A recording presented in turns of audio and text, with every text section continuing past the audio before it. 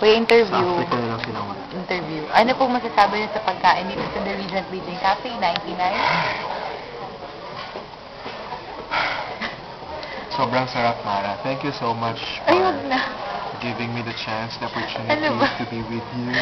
I know it's your privilege also to be with you. Thank you. Ano pinakamasarap para sa'yo? Ay, nako. Lahat masarap. Yung Especially. dessert. Yung may mga strawberry. Ano itong mga to? Ito, kauya. Ito, hindi. Ito, mga cake. Pati yan. Kailangan mo masarap yun. Ito, cha. Gusto mo.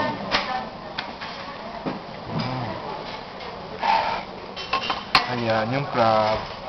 Yung crab. Ayan, yung shrimp. Uy, kuya, Ubus ubusin mo pa na. yan. Patay na siya. Ubusin mo pa. Yan.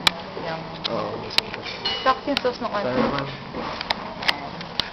Hello! Ano masasabi mo, Mara?